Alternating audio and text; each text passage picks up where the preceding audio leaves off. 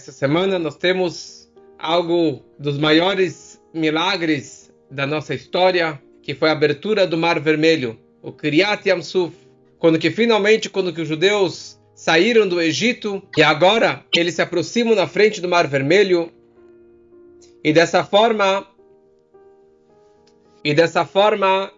eles têm os egípcios por trás deles e o Mar Vermelho na frente deles. E o grande milagre acontece, como já gravei ano passado no podcast sobre a história do Mar Vermelho.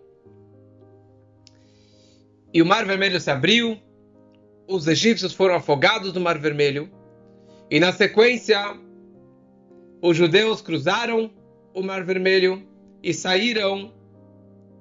Na verdade, eles saíram não do outro lado do Mar Vermelho, mas sim do mesmo lado. Na mesma praia, eles entraram de um lado, deram meia volta e saíram do mesmo lado que eles entraram. No momento que os judeus eles saíram do Mar Vermelho, naquele momento, os judeus se juntaram e fizeram Shirat Hayam, o cântico do mar. Todos os homens se juntaram com Moshe e falaram junto com Moshe, Az Yashir Moshe o Bnei Israel, um cântico que nós falamos diariamente e que leremos nesse Shabbat na Torá. Ali descreve os grandes milagres e as maravilhas, os 50 milagres que aconteceram na travessia do Mar Vermelho. Mas logo na sequência, que os homens cantaram com Moshe Rabbeinu, descreve a Torá, Vatikach Miriam Haneviyah. Veio Miriam, a profetisa, a irmã de Aaron, irmã de Moshe. Ela pegou os tambores, ela pegou instrumentos musicais e ela chamou todas as mulheres judias e falou para elas: Ashir al Hashem ki gaoga, cantaremos a Deus grandioso que afogou os egípcios e nos salvou do Egito, nos salvou do Mar Vermelho. E cantaram e tocaram instrumentos musicais e elas dançaram para celebrar essa noite, esse momento tão especial que eles cruzaram o Mar Vermelho. É interessante sobre essa passagem vários pontos, mas eu queria me apegar agora em 2 pontos. O primeiro ponto, que aqui a Torá descreve que ela é chamada de Neviah, que a Miriam, a irmã de Moshe, é chamada de uma profetisa. Porque ela é uma profetisa. O que ela tem de profecia?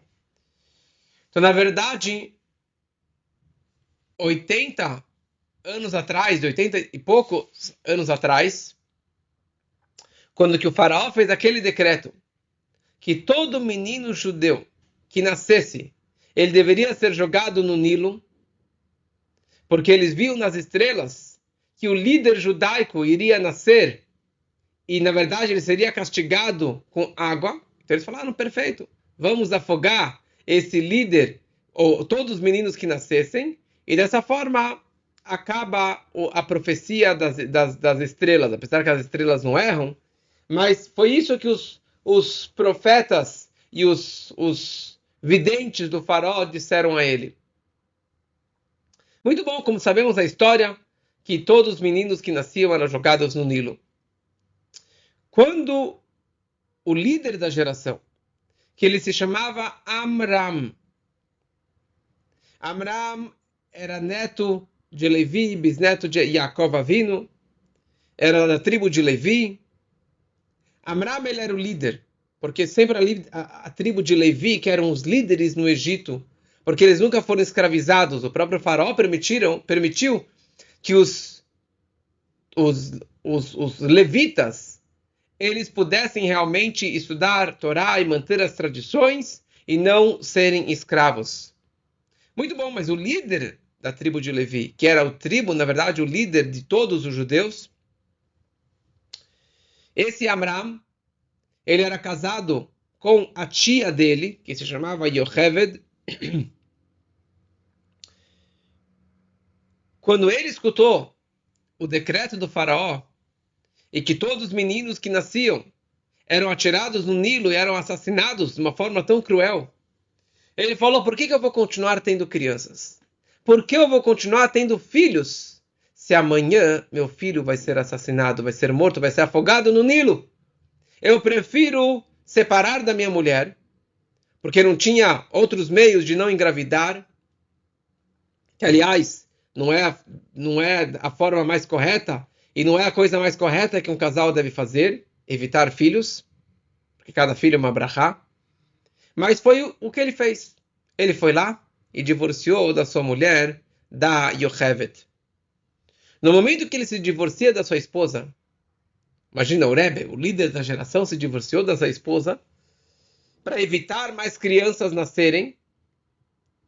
Todo o povo copiou a orientação do Rebbe. Como tem uma música Yiddish antiga que o meu Zeide, o meu avô, costumava cantar. A música era assim: Wenn der Rebbe schläft, wenn der Rebbe schläft, schlafen alle Chassidim. Wenn der Rebbe ist, essen alle Chassidim. A música é quando que o Rebbe ele dorme, todos os Chassidim, os discípulos dormem. Quando que o Rebbe come, todos os discípulos comem. Quando que o Rebbe bebe, todos bebem. Quando ele estuda, todos estudam. Quando que ele reza, todos rezam. Porque o Rebbe significa Rosh Bnei Israel, a cabeça do povo. Então, quando que o nosso líder, a cabeça máxima, nos orienta a fazer isso, então todos acabam seguindo a orientação do Rebbe. E ali, vários e vários casais se divorciaram para evitar filhos, seguindo os passos do Amram. Só que o Amram e a Yocheved eles já tinham duas crianças. Eles já tinham a Miriam e o Aharon. Já tinham dois filhos. Se eu não me engano, a Miriam ela tinha 5 e o Aharon ele tinha 3, ou ao contrário. Mas de qualquer forma, a Miriamzinha, quando ela viu que os pais acabaram de se divorciar, ela ficou muito chateada. Mas mais do que chateada, ela ficou brava. Ela ficou indignada. Ela vira para o seu pai. A mãe dela, uma menininha, uma criança, vira para o pai e fala: papai, desculpa, mas o teu decreto é pior do que o decreto do faraó. Opa, pai assim, levou uma lição de moral da garotinha. E a Mira vira: papai, o faraó fez um decreto que todos os meninos fossem afogados. E você agora fez um decreto que todos os meninos e as meninas nunca mais nascessem. Não haverá mais, nem mais meninos, nem mais meninas. Acabou. Não haverá a próxima geração, papai. E pior ainda, o decreto do faraó já foi burlado tantas vezes. Tanta gente já teve crianças sem obedecer ele. O teu decreto, você é o tzadik da geração, o líder, o rebbe da geração, todo mundo vai te obedecer. Então o seu decreto é muito pior. Quando o pai escutou isso, ele engoliu seco, virou para a esposa e falou: sabe o quê? Vamos casar novamente. E eles fizeram uma chupá, fizeram uma nova festa, e ali tinha uma chupá, o palio nupcial, com os dois filhinhos segurando das 4 hastes, o Aaron, a Miriam, celebrando o casamento do pai deles, do Amram e da Yocheved. E eles casaram. E 6 meses depois, a Yocheved, apesar da idade avançada, ela teve um filho, e ela chamou ele de Moshe Rabbeinu, de Moshe. E daí tem toda a história, que ele foi jogado no Nilo depois de 3 meses, e a filha do faraó salvou ele. Mas de qualquer forma, nesse momento, ela foi chamada de Neviá. A Miriam, já com 3 ou 5 anos, ela era uma profetisa. Ela já profetizou o futuro. E olha só o grande mérito que ela teve. A Miriam, ela causou que os pais casassem novamente. E todos os casais que haviam divorciado casaram novamente. E graças a ela, primeira coisa, Moshe Rabbeinu nasceu. Se não fosse ela, se não fosse a Miriam, não teríamos Moshe Rabbeinu. E toda a próxima geração de crianças que nasceram nos próximos 80 anos, foi graças a Miriam. Graças à ideia da Miriam. Olha só, na verdade, aqui, a lição que ela deixa pra gente. De quão importante é termos filhos. E não só um filho, não só 2 filhos. Temos mais do que 2 filhos. Enquanto que Deus nos dá a brachá, o poder de termos filhos, nós precisamos dar filho, porque cada filho é uma brachá. E se não fosse a Miriam, quem ia sair do Egito? Ninguém ia sair do Egito. Ninguém ia sair do Egito. O Abraham já tinha falecido, toda a velha geração já tinha falecido. Tudo foi graças a Miriam, que toda aquela geração saiu do Egito, marchando com milhares e milhares ou milhões de crianças. As mães, elas tinham uma bênção especial, que elas tinham sextuplos no Egito. Olha só, elas tinham sextuplos. E todas as crianças sobreviviam e eram fortes e bonitas e trabalhadoras, e todas saíram do Egito. Então essa Miriam, a profetisa, ela começa a tocar instrumentos musicais. E a pergunta que surge, assim falam os comentaristas, da onde que no meio do deserto, logo que eles cruzaram o Mar Vermelho, da onde que eles tinham lá tambores e pratos e todos os tipos de instrumentos musicais para fazer uma bandinha, para celebrar e agradecer a Deus. Fala Urashi, as mulheres tzidkaniot, as mulheres justas daquela época, elas já sabiam, acreditavam em Deus e acreditavam que vários milagres e maravilhas iriam acontecer no deserto. Então, se milagres iriam acontecer, então nós temos que celebrar. Devemos dançar e cantar e pular e tocar instrumentos musicais. Então, elas já levaram esses instrumentos musicais para o deserto, aguardando a redenção, aguardando a grande salvação. Consta nos livros que a geração que saiu do Egito, na verdade, é a nossa geração agora, que nós nos encontramos neste Egito, neste aperto, nesta grande dificuldade do exílio que nós nos encontramos agora. Está escrito que da mesma forma que pelo mérito das mulheres tzidkaniot, pelo mérito dessas mulheres justas, nosso povo saiu do Egito. Por que elas são chamadas de justas? Porque só graças a elas que tivemos crianças. Só graças a elas. Porque, como já falei nas outras aulas, os egípcios faziam de tudo para massacrar os judeus. Para que eles não tivessem mais relações. Para que eles não tivessem mais com as esposas. Para que eles não tivessem mais filhos. Porque eles queriam acabar com toda a próxima geração, com os judeus. E o que as mulheres faziam? Depois de um dia de trabalho forçado dele e dela, e o homem chegava em casa sujo de lama e de barro e de palha, cheirando mal, morrendo de fome, exausto. Ele chega em casa, e aí de Shemame, e a esposa dele, uma boa mulher judia, ela chega lá em casa e ela prepara um jantar delicioso. Elas iam até o Nilo e pegavam um balde de água para servir para o marido. E Deus abençoava que junto com a água vinham peixes. E elas faziam um jantar delicioso para o marido. E elas tinham espelhos. Não para vaidade. Mas elas tinham um espelho daquela época, que era de cobre. Uma placa de cobre. E elas elas se enfeitavam para o marido quando chegava em casa exausto. E por outro lado, elas ficavam na frente do espelho junto com o marido. E um provocando o outro. E dessa forma, eles tiveram vários e vários filhos. Graças à fé e à dedicação das mulheres justas do Egito. Então, da mesma forma que ali saímos pelo mérito delas e tivemos toda uma outra geração, todas as crianças que saíram do Egito pelo mérito das mulheres, assim também neste exílio, nós sairemos graças ao mérito e à fé imbatível das mulheres justas da nossa geração. E que assim seja muito em breve. Que a gente possa realmente sair marchando com todos os nossos filhos e com as mulheres justas para recebermos Mashiach com o terceiro Beit HaMikdash, que seja muito em breve, se Deus quiser. Quando o povo cruzou o mar e eles estavam lá na praia na beira-mar. Eles olham para trás e de repente eles veem lá ouro, prata, pedras preciosas boiando na praia, em cima da areia. Simplesmente começou a surgir ouro e prata, boiando na água, que normalmente ouro e prata não boia. E da onde que veio esse ouro e prata?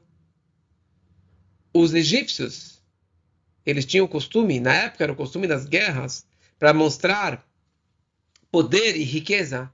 Eles adornavam seus cavalos e as suas carruagens com ouro, com prata, com colares, para mostrar poder, para mostrar riqueza. Quando os egípcios afogaram no mar, e os cavalos afundaram no mar, e as carroças afundaram, Deus fez um milagre que todo ouro e prata e pedras que eles estavam carregando boiaram até a praia, e os judeus, eles saíram correndo para pegar aquele ouro e prata. Eles começaram a juntar e juntar e juntar, mas era tanto ouro que superava ao ouro e prata e a fortuna que eles levaram do Egito. Aliás, quanto dinheiro eles levaram do Egito? Consta que na saída do Egito, os judeus levaram todo o dinheiro dos egípcios, que eles pediram emprestado, entre aspas. Eles passaram por um dos esconderijos que o Yosef, o José do Egito, tinha guardado e escondido durante todos os anos de fome, que ele juntou fortunas e fortunas, e ele escondeu isso daqui em 3 esconderijos, e um desses esconderijos os judeus eles acharam, e eles levaram consigo. A tal ponto que consta nos livros, que cada família judaica, das 600 mil famílias, tinha, no mínimo, 90 jumentos, ou 90 camelos, 90 animais sobrecarregados de ouro, prata, pedras e tesouros que eles levaram do Egito. Falam os sábios, o dinheiro que eles acharam na beira-mar era maior do que o dinheiro que eles levaram do Egito. E como eu expliquei semana passada, que no dinheiro, em tudo que tem no mundo, tem faíscas e chamas divinas perdidas dentro do dinheiro. E foi essa a razão que Deus havia prometido para o patriarca Abraham, que quando eles saíssem do Egito, eles iriam levar muito dinheiro. Então, quando os judeus eles viram mais dinheiro na beira-mar, eles começaram a juntar mais dinheiro, falaram, bom, não acabamos ainda o Birur HaNitzotzot, o refinar das faíscas divinas que se encontravam no Egito. E eles começaram a juntar e juntar e juntar dinheiro. Até que Moshe Rabbeinu vira para eles e fala, pessoal, chega, não é para pegar mais dinheiro. Vamos correndo, vamos embora. Vayassá Moshe. Moshe fez o povo viajar. Moshe forçou que eles saíssem de lá. Vocês já pegaram muito dinheiro no Egito. Agora chega de dinheiro. Eles não precisavam mais de dinheiro. Mas nem nessa intenção espiritual de querer transformar mais dinheiro, de elevar mais faíscas divinas que se encontravam no dinheiro, nem isso Moshe, ou seja, Deus, permitiu que eles pegassem mais. Por quê? Porque agora acabou o trabalho. Agora acabou o trabalho de levar as faíscas divinas. Agora o trabalho é marchar em direção ao Monte Sinai. Já foi 1 semana das 7 semanas. Temos mais 6 semanas pela frente até chegar no Monte Sinai. E perante a Torá não existe nada mais sagrado, mais importante do que marchar até o Monte Sinai para receber a Torá diretamente de Deus. E logo depois, 3 dias depois que eles cruzaram o Mar Vermelho, eles começaram a marchar. E andando, e comida de onde que eles tinham? Eles tinham as matzot, que eles fizeram às pressas consigo. Água era o problema. Que não tinha cantil, não tinha rio no meio do deserto. No meio do deserto do Sinai, eles começaram a caminhar. Depois de 3 dias, eles estavam morrendo de sede. E ficou uma situação que eles não aguentavam mais. E Deus colocou para eles essa situação. Deus colocou esse teste para eles. Para ver como que eles iriam reagir. Como que eles iriam pedir para Deus por água. Se eles iriam reclamar, mal agradecidos, ou eles iriam pedir educadamente. E eles estavam ali na frente de um rio um lago que se chamava Mará. Mará significa amargo em hebraico, porque as águas daquele rio eram amargas. E o pessoal não conseguia beber da água. E estavam desesperados por água. E a maioria do povo virou para Moshe Rabbeinu educadamente e falou: Moshe, por favor, estamos com muita sede. Você poderia pedir para Deus fazer um milagre porque estamos com sede? Uma minoria do povo, que era o Erev Rav, aquela mistura de povos que saiu do Egito junto com eles e que fizeram muitos problemas no deserto, incluindo principalmente o bezerro de ouro, eles começaram a criticar, e começaram a xingar, e começaram a reclamar. E Deus falou para Moshe Rabbeinu: você está vendo aqui uma árvore que os galhos dela são amargos. Ou que era uma árvore, uma oliveira, ou que era uma árvore de frutos venenosos. Mas de qualquer forma, o galho era amargo. E ele pegou esse galho amargo e Deus falou para ele: jogue sobre as águas amargas. E negativo mais negativo deu positivo. O amargo mais o amargo deu positivo. E a água ficou doce e ficou água potável e o povo bebeu e ficou muito satisfeito. Que, aliás, para quem conhece e gosta de homeopatia, essa aqui é uma das bases da homeopatia. Que o semelhante cura o semelhante. O veneno da cobra, o antídoto, certo? Quer dizer, a vacina contra isso, o remédio contra é com o próprio veneno da cobra. Talvez isso que fizeram agora com o corona também, certo? Que pegaram o próprio veneno, quer dizer, o próprio bicho e fizeram a vacina. Mas o semelhante cura o semelhante. Pela homeopatia, se você queimou a mão, se aproxima a mão do fogo, você não coloca a mão na água fria. E assim por diante. Mas isso foi mais um teste. E isso foi um grande teste que Deus deu para o povo no deserto. E Deus colocou vários testes. Na sequência, Deus deu o teste da fome. E na sequência, Deus deu o maná, o pão celestial que desceu a partir de então até o final do deserto. 40 anos no deserto, o povo recebia o maná. O maná era um pó branco que caía no deserto diariamente, fora no Shabat, e dava exatamente uma quantia exata para cada familiar, cada membro da família. E essas duas histórias têm a mesma mensagem. A mensagem do teste. Por que Deus coloca testes na nossa frente? O propósito que Deus coloca testes na nossa frente é para melhorar a nossa pessoa. Se ele já é um justo, já é uma pessoa, um tzadik, já é uma pessoa muito espiritualizada, ele vai ficar com mais fé, com mais dedicação a Deus. E se ele errou e pediu e reclamou, e ele era um perverso, na sequência, ele vai pedir desculpas, ele vai se arrepender, e ele vai fazer tshuva. E esse que é o poder do Baal Tshuva, da pessoa que retorna, que ele também virou uma pessoa melhor. Então, de qualquer forma, de um lado ou do outro, eles acabam virando pessoas melhores. E tudo isso, na verdade, é para testar a nossa fé em Deus. O propósito dos testes é para testar a fé em Deus. E o maná era exatamente isso.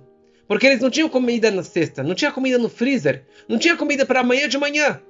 E toda noite eles iriam dormir, colocar a cabeça no travesseiro, se eles tinham travesseiro no deserto. E eles acordavam de manhã sem saber se vai ter comida, não vai ter comida. Eles precisavam se aventurar, sair da tenda e ver se tinha comida esperando por eles lá fora. Isso era um teste para ver se eles realmente acreditavam em Deus. Como fala o Talmud, não é igual uma pessoa que tem pão na cesta ou pão no freezer guardado para amanhã ou para o mês que vem, com uma pessoa que não tem nem geladeira e que não tem pão no depósito, não tem pão no freezer, não tem comida para amanhã. E a fé dele é tão forte. Vamos ver quanto você acredita em Deus, se amanhã Deus vai me dar a comida. Ou, em outras palavras, não se iguala a alguém que tem dinheiro investido e guardado e em vários lugares com uma pessoa que não tem nem conta bancária, que não tem dinheiro para pagar as contas de amanhã, que não tem comida para amanhã. Como que ele faz? Aí sim que ele desenvolve a verdadeira fé em Deus. A confiança total em Deus que vai dar para ele a comida hoje, amanhã e depois de amanhã. E é isso que o povo era testado diariamente durante 40 anos no deserto. E isso foi lapidando e desenvolvendo dentro deles essa fé e essa convicção cada vez mais profunda na salvação e na bênção divina.